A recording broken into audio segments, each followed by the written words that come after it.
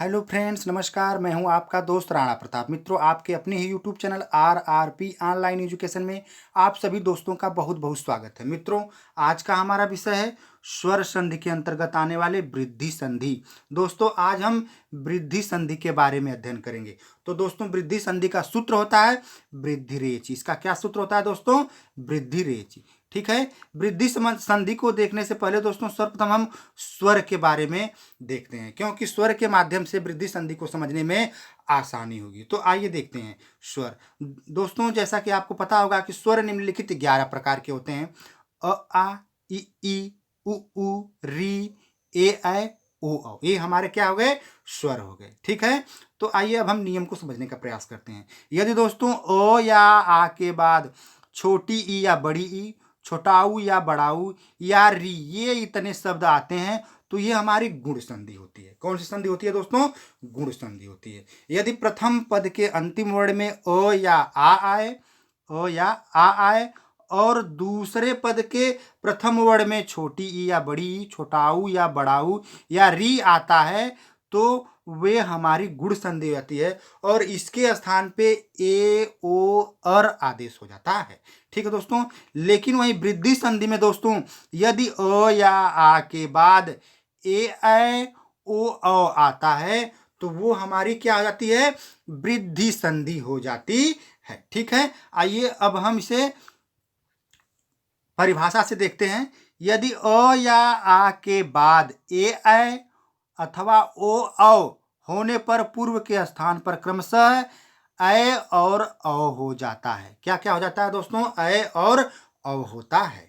ठीक है। यदि प्रथम पद के अंतिम वर्ण में अ या आ हो और दूसरे पद के प्रथम वर्ण में ए ऐ या ओ औ हो तो क्रमशः उसी के समान ऐ और औ का आदेश हो जाता है। और दोस्तों इसमें से ए ऐ ओ औ का लोप हो जाता है और उसके स्थान पे ऐ और औ होता है। ठीक है। या इसे इस तरह से भी आप देख सकते हैं, जैसा कि यहाँ पे दिया हुआ है दूसरी परिभाषा। जब अ अथवा आ के बाद ए या ऐ आवे तब दोनों अर्थात अ प्लस ए अथवा अ प्लस ऐ, ठीक है दोस्तों, दोनों अर्थात अ प्लस ए या अ प्लस ऐ दोनों के स्थान पर ऐ वृद्धि हो जाती है। ऐ वृद्धि का आदेश हो जाता है। ठीक है दोस्तों। जब प्रथम पद के अंतिम वर्ण में कौन कौन से शब्द हो? अ या आ हो और दूसरे पद के प्रथम वर्ण में ए या ऐ आवे तब इसके स्थान पे ए या ऐ आवे तो इसके स्थान पे क्या आ जाता है दोस्तों? ऐ का आदेश हो जाता है और यह वृद्धि संधि हो जाती है। ठीक है। या अ या आ के बाद ओ या औ आवे तब दोनों अर्थात अ प्लस ओ या अ प्लस औ इन दोनों के स्थान पर औ वृद्धि हो जाती है। किसकी वृद्धि हो जाती है दोस्तों? अव की वृद्धि हो जाती है। ठीक है। यदि प्रथम पद के अंतिम वर्ण में अ या आ आए और दूसरे पद के प्रथम वर्ण में ओ या औ आए तो उसके स्थान पर औ का आदेश हो जाता है। ठीक है दोस्तों, अर्थात यह वृद्धि हो जाती है। ठीक है। आइए अब हम इसके नियम को देखते हैं। यदि अ या आ के बाद प्रथम शब्द में यदि अ या आ आए और दूसरे पद के प्रथम वर्ण में ए या ऐ आए तो उसके स्थान पे ऐ होता है। क्या होता है दोस्तों? ऐ होता है। ठीक है। उसी तरह से यदि प्रथम पद के अंतिम वर्ण में अ या आ आए और दूसरे पद के प्रथम वर्ण में ओ या औ आए तो उसके स्थान पे क्या हो जाएगा? औ आदेश हो जाता है। ठीक है। आइए अब हम इसकी ट्रिक को देखते हैं। अगर आपको दोस्तों नियम न समझ में आए तो यह ट्रिक बहुत ही आसान और बहुत ही धांसू ट्रिक है। इसके माध्यम से आप वृद्धि संधि को एकदम 100% सही कर लेंगे। ठीक है। तो आइए इसके ट्रिक को देखते हैं। वृद्धि संधि में ऐ और औ आदेश होता है। ऐ और औ हो जाता है। ठीक है। जैसा कि मैंने पहले भी बताया कि वृद्धि संधि में ऐ और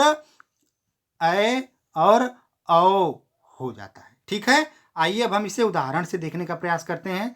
ठीक है, नियम के अनुसार और ट्रिक के अनुसार भी आप देखेंगे कि यह एकदम सटीक आएगा। ठीक है, यदि अ प्लस ए आए तो उसके स्थान पर, जैसा कि मैंने पहले ही नियम में भी बता चुका हूं और पहले भी परिभाषा में बता चुका हूं कि यदि अ प्लस ए आए तो उसके स्थान पर क्या होगा, अ हो जाएगा।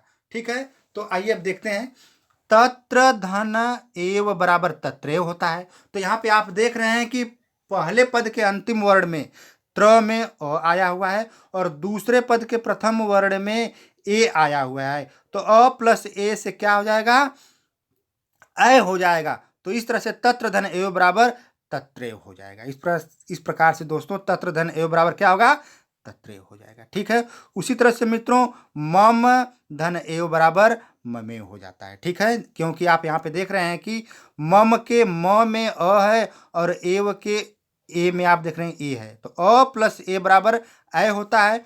तो मम धन एव बराबर ममेव, और यहाँ पे जो ए ऐ ओ औ होता है वह क्या जाता है, लोप हो जाता है, उसका लोप हो जाता है और उसके स्थान पे ऐ और औ होता है। ठीक है, आइए अब आगे देखते हैं। यदि अ प्लस ऐ आए तो उसके स्थान पर भी ऐ होता है। ठीक है, तो जैसे धन धन ऐश्वर्य, धन प्लस ऐश्वर्य बराबर धनैश्वर्य होता है। तो दोस्तों आप देख रहे हैं कि पहले पद के दूसरे वर्ण में न जो है उसमें अ आया हुआ है, न में अ आया हुआ है, और दूसरे पद के प्रथम वर्ण जो ए है उसमें अ आया हुआ है। तो अ प्लस अ मिलने से क्या होता है, अ हो जाता है, इसकी वृद्धि हो जाती है। तो धन धन ऐश्वर्य बराबर धनैश्वर्य हो जाएगा। ठीक है, इसी तरह से मित्रों मत धन एक के बराबर मत एक हो जाता है। आप देख रहे हैं कि प्रथम पद के दूसरे शब्द में आप देख रहे हैं कि अ है और द्वितीय पद के प्रथम शब्द में आप देख रहे हैं कि ए है। इसमें ए में अ है, तो यह मिलने से क्या हो जाएगा, अ प्लस ए मिलने से अ होता है। तो मत धन अ के बराबर क्या हो जाएगा, मत अ के हो जाएगा। ठीक है दोस्तों, इसी तरह से आ प्लस ए अगर मिला दिया जाए तब भी अ होता है।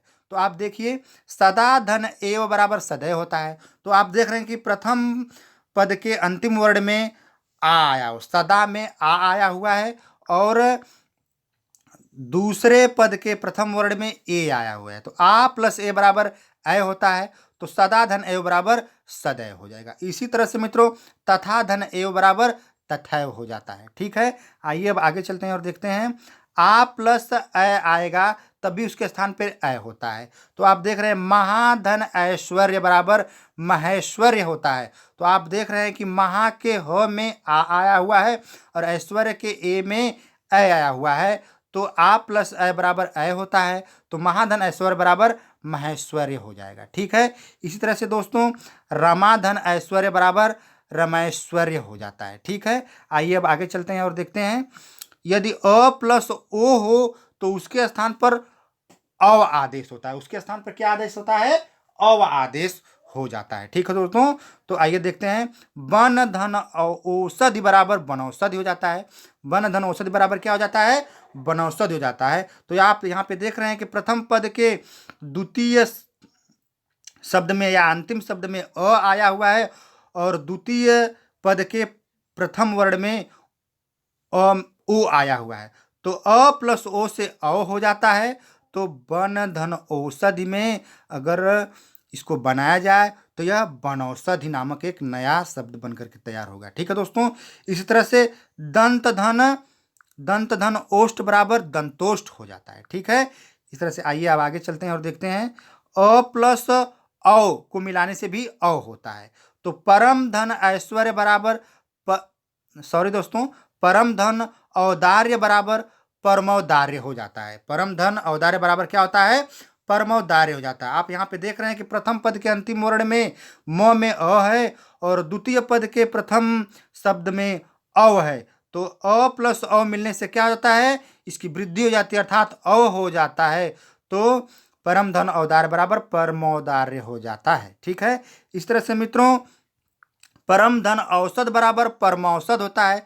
तो आप देख रहे हैं कि प्रथम पद के अंतिम वर्ण में म में अ है और औसत में आप देख रहे हैं कि प्रथम शब्द में अ है, तो अ प्लस अ मिलने से अ होता है, तो परम धन औसत बराबर परम औसत एक नामक एक नया शब्द बन जाएगा। ठीक है, इसी तरह से मित्रों आ प्लस ओ से अ होता है, तो महाधन ओजस्वी बराबर महोजस्वी होता है। आप देख रहे हैं कि प्रथम पद के अंतिम वर्ण में आ है, प्रथम पद के अंतिम वर्ण में क्या है दोस्तों, आ है, और द्वितीय पद के प्रथम वर्ण में ओ है, तो आ प्लस ओ से अ होता है, तो महाधन ओजस्वी से महोजस्वी नामक एक नया शब्द होगा।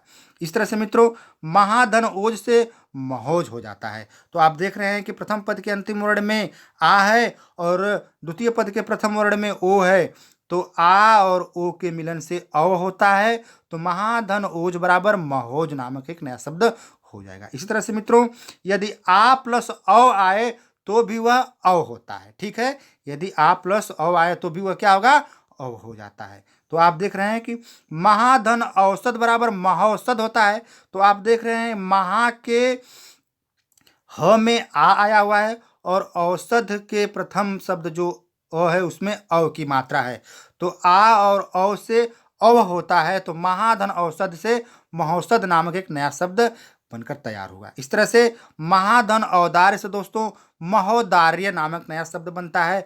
तो महा के आप देख रहे हैं अंतिम शब्द जो ह है उसमें आ है और द्वितीय पद का प्रथम जो वर्ण है उसमें अव है, तो आ प्लस अव से क्या होता है, अव होता है, तो महाधन औदार्य से महोदार्य नामक एक नया शब्द बन जाएगा। ठीक है मित्रों, तो इस तरह से दोस्तों यह हमारी